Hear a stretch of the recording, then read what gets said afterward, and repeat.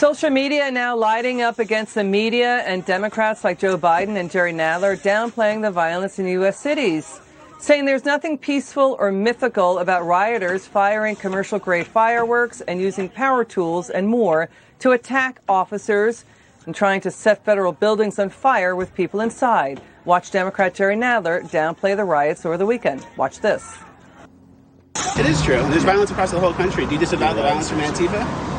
That's happening in Portland right now? There's riots. That's a myth that's being spread only in Washington, D.C. About Antifa in Portland? Yes. Sir, there's videos everywhere online. There's fires and riots. They're throwing fireworks at federal officers. DHS is there. Look online. It gets crazy, Mr. Nadler. Joining me now, civil rights attorney Leo Terrell. Leo, it's great to have you back on. Your reaction, is this a myth? Because people were shot this weekend at riots. 18 people now shot dead in the rioting since they began. Your reaction? Well, first of all, Liz, thanks for having me. Jerry Nadler is one of those Democratic dinosaurs that need to retire.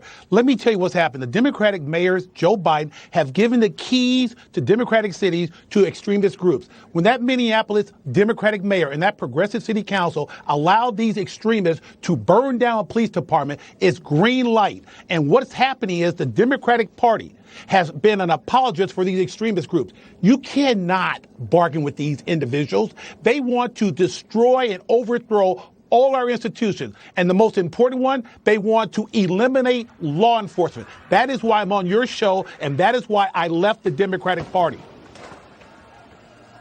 So Democrat mayors are getting criticized by places like the Washington Post. Even the Washington Post is saying the majority of the rioting is happening in cities run by Democrats.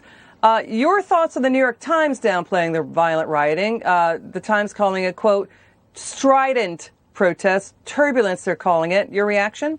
Well, I'll tell you, the New York Times and those Democratic cable networks are basically in bed with the Democratic Party. They want their constituents to believe that that is peaceful protesting. That is a lie. That is rioting and looting. And they have played all in, Liz. The game is very simple. Let's downplay the rioting. Let's call it protesting because we only have one goal, to defeat President Trump. That's our game plan. President Trump is the only person trying to restore law and order. And it's outrageous and it's insulting to insult the American public, thinking that's not rioting.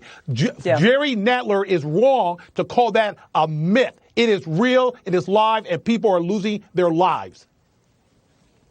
Yeah, and the question is, would Jimmy Carter, Bill Clinton, or Barack Obama have put up with it for 2 months in Portland? You know, there's another story, Leo. The Chicago Tribune just out now with new data showing nearly 400 people have been killed this year in Chicago. That's 97 more than all of 2019. I'd like you to react to what happened on ABC News. Sarah Fagan, the CEO of Deeproot Analytics, it's a leading marketing technology company. She was sitting next to Rahm Emanuel. She served in the George W. administration. Let's listen to what happened on ABC News this weekend. Let's listen. Okay. Federal agents protecting a courthouse that the rioters are trying to burn, in some cases with federal officials inside. Look, make no mistake about it. These mayors on the West Coast have abdicated their leadership. I don't think the federal government has any choice but to go protect federal property. You see that? You hear what you said. They've abdicated their leadership. So are they not governing? Why don't they step up and govern? That's the question being asked of these Democrat leaders. Why don't you govern and stop it? Because they won't, because, again, they've been bought and paid for by Black Lives Matter extremists. I challenge on your program any Democratic mayor, politician, those political pundits to argue that the president doesn't have the federal authority to protect federal property. There were 2 federal judges who ruled in favor of federal officers using riot gear. This is just outright lying, Liz, and it just burns me up inside to see these Democrats, who I used to be a party to, lie to try to defeat President Trump. They're ignoring their cities. And what's happening finally? People of color need police officers to protect them from the thugs and the criminals who are rioting every night. This is crazy. We're in an apocalypse right now. And you know what's really painful? The National Bureau of Economic Research points out that more than 4 out of 10 of the businesses that shut down because of the pandemic are owned by blacks. Right. And, less than, 1 out of 5 are owned by white people, and those businesses are getting torched.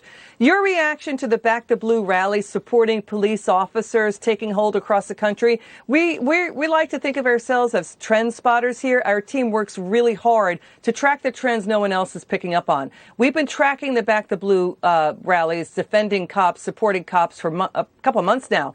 You're going to see 1,000 people packed Eisenhower Park in Long Island, New York, American flags. Your take on this? What's your reaction to Back the Blue rallies now taking hold?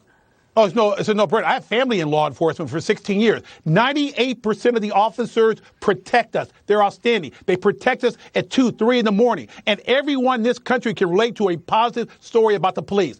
They are using a bad officer who had that horrible situation with George Floyd as a phony pretext to commit this violence. This country supports law enforcement, and Antifa and these extremist groups are trying to eliminate law enforcement. One last point. These Democratic mayors, you know what they're doing? They want to defund police. That's crazy. Who's going to protect us? We're going to have a Seattle chop zone? Not in this country, not in this great country.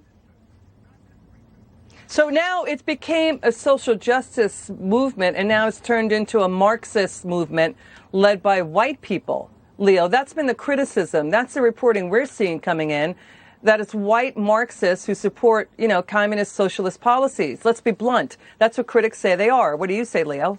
I say that's a very valid assumption. Who are these people? Who are their leaders? Let's get them on your show. Let's see what they want, because this is a well-organized. I give them an A+ on social media. They know how to do it. But who are they? And let's see what their demands are. This is an extremist group that wants to overthrow what our foundation is all about: democracy and law enforcement. That's what they're in for, and that's why they're hidden. Okay. We don't know who they are. Civil rights attorney Leo Terrell, it's great to have you back on. Come back Always. soon. Thank you. Will do.